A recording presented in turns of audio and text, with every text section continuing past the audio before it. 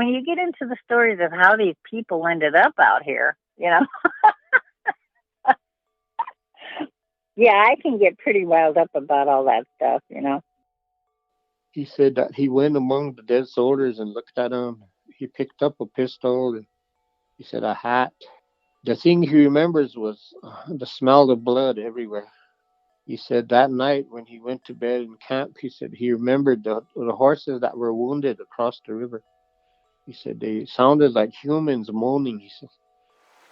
Like right now, everybody's going through this pandemic, and people can't stand it. But when you really think about it, the natives are still going through that. Because look at all the land we lost.